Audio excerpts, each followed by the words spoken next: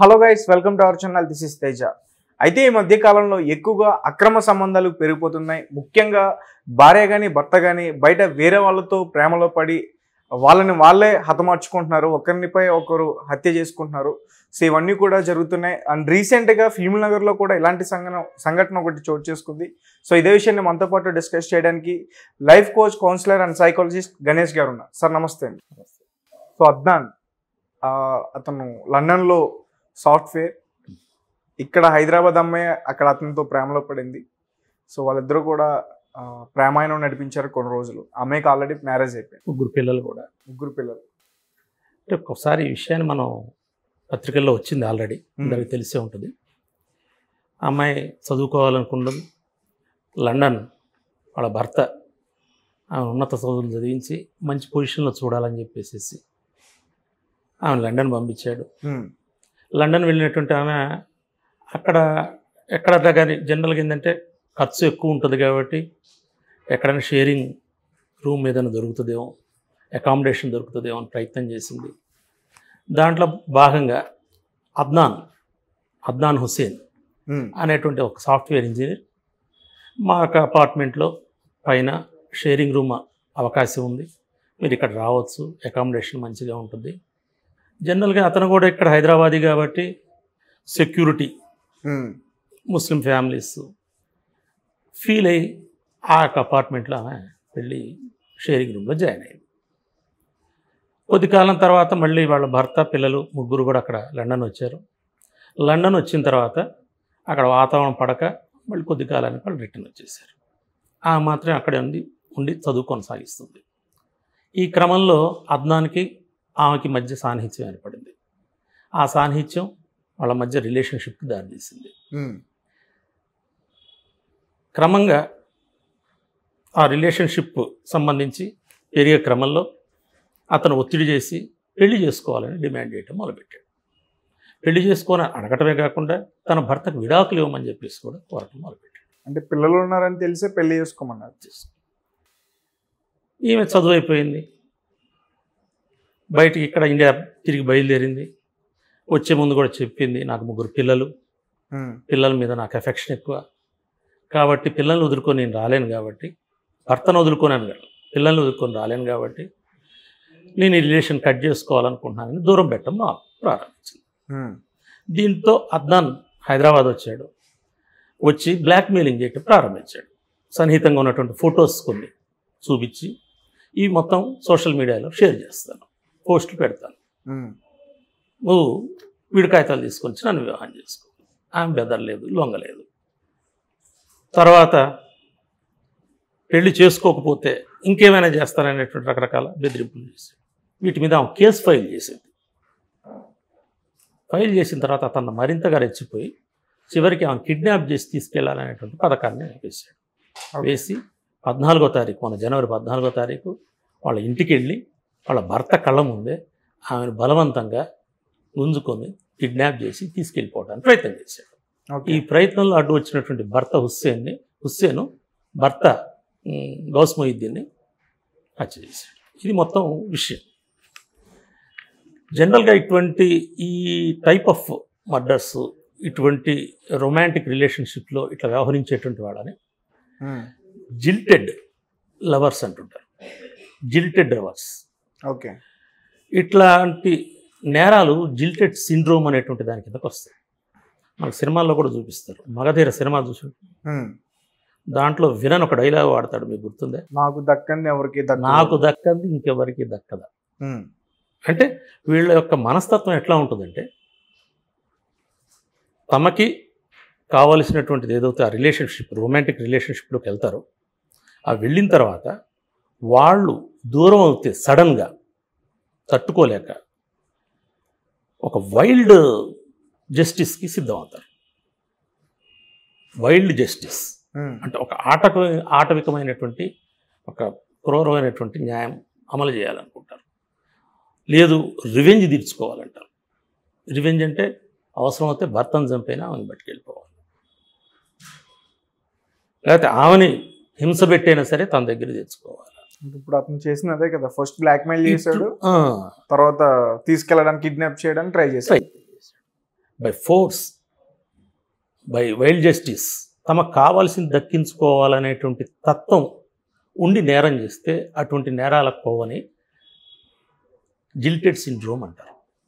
ఇటువంటి వాళ్ళంతా కూడా ఈ గిల్టెడ్ సిండ్రోమ్ నేరాలు చేసేటువంటి వాళ్ళంతా కూడా గిల్టెడ్ లవర్స్ అంటారు. వీళ్ళలో ఒక రొమాంటిక్ వైల్డ్నెస్ ఉంటుంది, ఇంటెన్స్ ఇది ఉంటుంది. దాంట్లోంచి పరిణామాలు, ఫలితాలు ఏందనేది ఆలోచించరు. దీంట్లో చూడండి, అతను ఏమైనా ఆమెను దక్కించుకున్నాడా? ఆమెతో కలిసి జీవితాన్ని పంచుకునే పరిస్థితి ఉందా? లేదు కదా. సాఫ్ట్వేర్ ఇంజనీర్ కదా, తన జాబ్ పోయింది, తన తల్లిదండ్రులు లేకపోతే ఇతర సంబంధించినటువంటి కుటుంబం తాలూకు సంబంధించి అంతా కూడా డిస్టర్బ్. అతను శిక్ష పడితే మర్డర్ కేసులో జీవిత ఖైదు పడుతుంది. అంటే అతను మొత్తం లైఫ్ ధ్వంసం చేసుకున్నాడు. బట్ ఒక ప్రాణం, అతను భర్త ప్రాణం తీయటం ద్వారా ఒక ప్రాణం పోవటానికి కారణమయ్యాడు. ఆమెని ఎవరినైతే అంత రొమాంటిసిజంతో ప్రేమించామనుకున్నాడు, ఆమె ఒక దుర్భరమైనటువంటి పరిస్థితుల్లోకి నెట్టేశాడు. అంటే ఫలితాలు ఏమిటి అనేటువంటిది ఒక క్షణం కూడా వాళ్ళు ఆలోచించరు. ఆలోచించకుండా వైల్డ్గా రివెంజ్ తీర్చుకోవడానికి మాత్రమే వాళ్ళు ప్రయత్నం చేస్తారు. ఇటువంటి స్వభావం ఉన్నటువంటి వాళ్ళకు సంబంధించినటువంటి వాటిలో ఈ జరిగే నేరాలు ఇదొకటి. ఇలాంటివి ఇప్పుడు కామన్ అయిపోతున్నాయి. ఢిల్లీలో చూసే నెంబర్ ఆఫ్ కేసెస్ కామన్ అయిపోతుంది. మొత్తం మన నేషనల్ స్టాటిస్టిక్స్ తీస్తే 2022 సంవత్సరంలో కేరళ హైయెస్ట్ ఎడ్యుకేటెడ్ అంటారు కదా, కేరళ స్టాటిస్టిక్స్ ఇస్తే 2022లో ఇట్లాంటి ఈ జిల్టెడ్ సిండ్రోమ్ కింద జరిగినటువంటి నేరాలు, మర్డర్స్ హైయెస్ట్ కేరళలో ఉన్నాయి.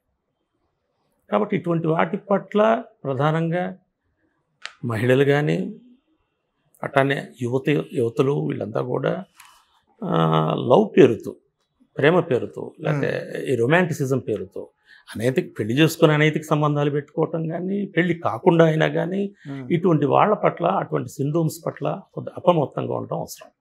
కానీ యాక్చువల్గా ఏంటంటే ఇది అర్థం కాదు. వాళ్ళు ఎవరు కూడా పాత నేరాల చిట్టాలో ఉండరు.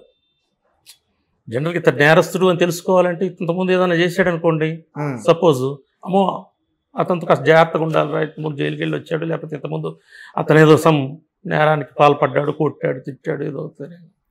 కానీ ఇటువంటి వాళ్ళు అటువంటి ఎక్స్ప్రెషన్స్ ఏమి ఉండవు, అటువంటి పాత హిస్టరీ ఉండదు. కాబట్టి కనుక్కోవటం కూడా కష్టం.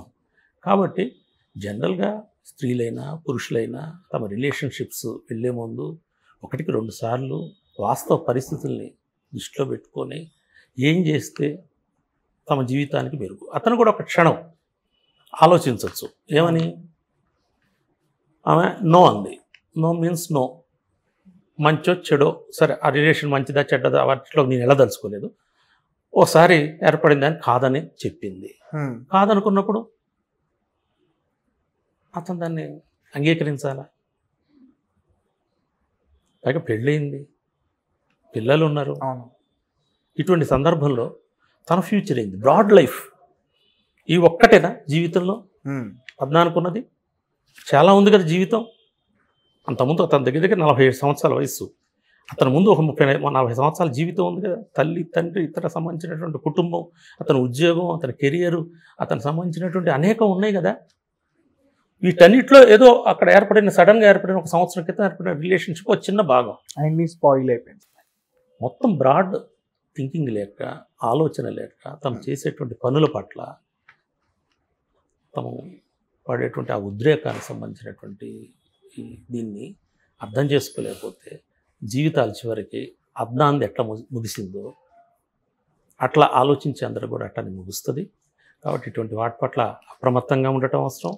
అట్లని ఇటువంటి వాటి పట్ల బాగా ఎడ్యుకేట్ చేయటం కూడా అవసరం. అట్లని ఇంకొకటి ఇక్కడ సంబంధించి ఆమె పేరు మనం మెన్షన్ చేయొద్దు. ఆమె కూడా దృష్టిలో ఉంచుకోవాల్సింది ఏంటంటే, ముందుగానే సరే ఇది ఇట్లా జరిగింది అనేది అర్థమైనప్పుడు భర్త దృష్టికి తీసుకొచ్చి ఇటువంటి వాటికి సంబంధించినటువంటి వాళ్ళ కుటుంబం దృష్టికి తీసుకొచ్చి జరిగింది, మరి అయిపోయింది. అటువంటి పరిస్థితిలో ఉన్నటువంటి వాళ్ళకి ఒక కౌన్సిలింగ్, థెరపీ అవసరం అవుతుంది. సైకాలజిస్టులు మంది మేము కూడా ఇట్లాంటి కేసెస్ చూసాం. కొన్ని థెరపీస్ ద్వారా, కొన్ని టెక్నిక్స్ ద్వారా, లేకపోతే కొంత వాళ్ళని ఎడ్యుకేట్ చేయటం ద్వారా కనీసం ఆ యొక్క పరిస్థితిలో, సిచ్యుయేషన్లో కొంత కూల్గా, లేకపోతే కొంత డిస్టెన్స్ తాత్కాలికంగా దాన్ని వాయిదా వేయటం ద్వారా ఆ అగ్రెషన్ని, ఆ యొక్క ఒత్తిడిని తగ్గించడం ద్వారా నేరం జరగకుండా కనీసం నివారించడానికి అవకాశాలు ఉంటాయి. ఓకే. కాబట్టి అట్లాంటి అవకాశం కూడా వాళ్ళకి అవగాహన లేకపోవడం వల్ల చివరికి వాళ్ళ జీవితాలు అనేటువంటిది రెండు కూడా విషాదంగా మరి. అంత ఎడ్యుకేట్ అయిన అవగాహన లేదు అంటే చదువు ఎమోషన్స్ ఒకటి కాదా? బాగా పెద్ద చదువులు చదువుకున్న వాళ్ళకి ఎమోషనల్ బ్యాలెన్స్ ఉంటుంది అనేది మనం చెప్పలేము. ఏమి చదువు రానటువంటి వాళ్ళు ఎమోషనల్గా ఇంటెలిజెన్స్ కాదని మనం చెప్పలేము. మన పాత తరాల్లో చూస్తాం, తాతలు తండ్రులు పాత సంబంధించి ముత్తాతలు గ్రామాల్లో వాళ్ళకి ఏ చదువు లేకపోయినప్పుడు కూడా సమస్యలు వచ్చినప్పుడు ఎంత ఓపికగా వాళ్ళు సర్ది చెప్పి అర్థం చేయించి, ఇంతకుముందు 3 కుటుంబాలు కదా, 10 మంది 20 మంది 18 మంది ఒక కుటుంబంలో ఉన్నటువంటి అటువంటి చోట్ల వచ్చేటువంటి సమస్యలు ఓపికగా కూర్చోబెట్టి చెప్పి వాళ్ళు పరిష్కారం చేసేవాళ్ళు. వాళ్ళకి ఏ చదువు ఉంది? చదువు లేదు. ఎమోషనల్ ఇంటెలిజెన్స్ వేరు, ఐక్యూ వేరు. ఐక్యూ ఉండి పెద్ద జాబ్స్ చేసి పెద్ద చదువు చదివినంత మాత్రాన ఎమోషనల్ ఇంటెలిజెన్స్లో టాప్ ఉండాల్సిన అవసరం లేదు, పూర్గా ఉండొచ్చు. చదువు ఏం రానటువంటి వాళ్ళు కూడా ఎమోషనల్ ఇంటెలిజెన్స్లో టాప్ ఉండొచ్చు. కాబట్టి ఇట్లాంటి పరిస్థితులు రాకుండా అన్ని రిలేషన్షిప్స్ కూడా ఎక్కువగా ఈ చదువుకున్న వాళ్ళు స్టూడెంట్స్ కానీ అలాగే సాఫ్ట్వేర్స్ కానీ వీళ్ళలో నుంచి ఎక్కువ వస్తున్నాయి. ఒకటండి, ఇక్కడ ఒకప్పటికి ఇప్పటికీ మనకి ఉన్నటువంటిది ఏంటంటే ఒక 20 years బ్యాక్ లేకపోతే 30 years బ్యాక్ మన సొసైటీలో మహిళలు ఎక్స్ప్లోర్ లేదు. అంటే చదువు రీత్యా కానీ ఉద్యోగ రీత్యా కానీ లేదు. ఇప్పుడు ఉన్నత చదువులు చదువుకునేటువంటి పరిస్థితి ఉంది. తల్లిదండ్రులు చదివిస్తున్నారు, ఆడపిల్లలు ముందు చదువుకు వెళ్తున్నారు. ఒక గుడ్ సిగ్నల్ ఇది సమాజ పురోగమనానికి. అట్లానే వాళ్ళకి ఆర్థిక అవకాశాలు, అంటే పెద్ద పెద్ద ఉద్యోగాలు, జాబ్లో జీతాలు చేతుల్లో ఉంటున్నాయి, వనరులు ఉంటున్నాయి. ఇటువంటి పరిస్థితుల్లో కొంత స్వేచ్ఛ ఉంటుంది. ఒక ఏజ్లో ఆ పార్ట్నర్ ఎంపికకు సంబంధించి ఇటు ఆర్థిక స్వేచ్ఛ, ఇటు ఎక్స్ప్లోర్ విస్తృతంగా అనేక మందితో. ఇంతకుముందు ఏదో గ్రామాల్లో కుటుంబాల్లో ఉంటే ఆ కుటుంబ సభ్యులతోనే మగవాళ్ళతో ఎవరితోనో పరిచయం ఉండేది. ఇప్పుడు వర్క్ ప్లేస్లో కావచ్చు, చదువుకునే స్థలాల్లో కావచ్చు, ఇంకే 100 మందితో ఇంటరాక్షన్ ఉంటుంది. ఒక 10-15 లేకపోతే 20 మందితో క్లోజ్ రిలేషన్స్ ఉన్నాయి, అంటే స్నేహ సంబంధాలు ఉన్నాయి పని క్రమంలో, ఉద్యోగాల క్రమంలో, చదువు క్రమంలో. కాబట్టి ఇట్లాంటి అనేకం ముందుకు వస్తున్నాయి రిలేషన్స్ వీటికి సంబంధించి. అయితే దీంట్లో ప్రధానంగా అర్థం చేసుకోవాల్సిందంటే మన కల్చర్ వచ్చేటప్పటికి ఫ్యూడల్ కల్చరే ఉంది. బయట నుంచి ఏమైనా చదువులు వాటి తాలూకు సంబంధించి వచ్చినటువంటి ఒక కల్చర్ రుద్దబడుతుంది. అంటే సంతోషంగా జీవితాన్ని ఎంజాయ్గా గడపటమే జీవిత పరమార్థం అనేటువంటి ఒక కాన్సెప్ట్ ప్రచారం అవుతుంది. కాబట్టి ఎంజాయ్ లైఫ్ ఎందుకుంది? ఎంజాయ్ చేయడానికి, సంతోషం గడపడానికి. వీలైనన్ని కన్జ్యూమర్ గూడ్స్ రకరకాలు కొని వాటిని ఆ వస్తువులు సౌకర్యాలన్నీ బయట సొసైటీలో సౌకర్యాలన్నీ అనుభవించాలనేటువంటిది ఈ రోజున ఉన్నది. ఓకే. కాబట్టి అట్లాంటి తత్వం బయట నుంచి మనకి డంప్ చేయబడుతుంది. దానికి అనుగుణంగా ఉన్న వీళ్ళు తయారవుతున్నారు. కింద కల్చరల్గా వచ్చేటప్పటికి ఫ్యూడల్ కల్చర్ ఉంది. ఓకే. స్త్రీని స్త్రీగా చూడరు, బానిసగా చూస్తారు, సెకండ్ గ్రేడ్ సిటిజన్, ఓపెన్గా మాట్లాడుకునే అవకాశం ఉండదు, అనేక ఆంక్షలు ఉంటాయి, నియంత్రణలు ఉంటాయి. వీటన్నిటిలోంచి అనేక విషయాలు ఓపెన్గా ఉండకపోవటం ద్వారా గుప్పెట్లో ఉండి ఎప్పుడో ఒకసారి బరస్ట్ అవుతుంది. కాబట్టి మనకున్నటువంటి ఫ్యూడల్ కల్చర్ బేసు బయట నుంచి రుద్దబడుతున్నటువంటి ఈ యొక్క కన్జ్యూమర్ కల్చర్, వీటి మధ్య ఈ ఘర్షణ ఈ చదువుకున్న అనేక మంది ఇట్లాంటి రకరకాల సమస్యలు ఫేస్ చేయడానికి కూడా ఒక కారణం అవుతుంది. హానర్ కిల్లింగ్స్ మనం చూస్తున్నాం కదా. Okay, right. అయితే మరి ఇప్పుడు ఈ హుసేన్ లాంటి వాళ్ళు, అద్నాన్ లాంటి వాళ్ళు, అలాగే బలైపోయిన ఆ భర్త లాంటి వాళ్ళు, ఆ అమ్మాయి తన పేరు తెలీదు, ఆ అమ్మాయి ఇప్పుడు మనం ఆల్రెడీ చెప్పుకుంటున్నాం, చాలా మంది ఇంకా ఉన్నారు సార్. సో వాళ్ళందరికీ ఇచ్చే మీరు సలహా ఏంటి? ఇప్పుడే కానీ ఒక ఇష్యూ, బర్నింగ్ ఇష్యూ వచ్చింది, స్ట్రెస్ వచ్చింది, తట్టుకోలేకపోతున్నారు, అగ్రివేట్ అయిపోతున్నారు. కూల్గా ఉండటం మంచిది ఫస్ట్. అట్లా మనం చెప్పినంత తేలిక కాదు, సాధ్యం కాదు అనుకున్నప్పుడు సిచ్యుయేషన్కి దూరంగా ఉండండి. ఒక 6 నెలలు దూరంగా ఉన్నారనుకోండి, ఒక సంవత్సరం అతను దూరంగా ఉన్నాడు అనుకోండి, నిదానంగా అతను ఆలోచించుకోవడానికి అవకాశం ఉంటుంది. ఆలోచించుకొని దీనికి ఇదే పరిష్కారం కాదు కదా, ఇంకా అనేక సొల్యూషన్స్ ఉంటాయి కదా, కట్ చేసుకోవచ్చు, అంతటితో తెగతింపులు చేసుకుని వేరే లైఫ్ స్టార్ట్ చేయొచ్చు, ఆప్షన్స్ ఉన్నాయి కదా, వేరే ఆప్షన్స్ ఎంపిక చేసుకోవడానికి అవకాశం ఉంటుంది. ఓకే. కాబట్టి ఆ ఉద్రేక పరిస్థితుల్లో తక్షణ డెసిషన్స్ ఇంప్లిమెంట్ చేయొద్దు. పరిస్థితిని వాయిదా వేయండి, దూరంగా వెళ్ళండి పరిస్థితికి, ఆలోచనకి అవకాశం ఇవ్వండి. సరైన ఆలోచనతో సరైన ఎంపిక చేసుకోండి, మీ జీవితాన్ని బాగు చేసుకోండి. అంటే ఇక్కడ భర్తది కూడా తప్పు ఉందంటారా సార్? అంటే తను మనం సరిగ్గా తప్పు ఒప్పుల దాంట్లోకి వెళ్ళొద్దండి. అవన్నీ ఓకే, రైట్. మనం జస్టిఫై చేయలేం. ఒక్కొక్కళ్ళ ఆలోచనలు ఒక రకం. అంటే భార్యని ఇలా చూసుకోవాలి, అలా నడుచుకోవాలని ఉంటాయి అవి కదా. వేరే టాపిక్, దాని గురించి మనం వేరే మాట్లాడుకుందాం. ఈ ఇష్యూలో ఇప్పుడు మనం దాంట్లోకి వెళ్ళొద్దు. Okay, right. Okay sir, thank you so much. Okay, thank you.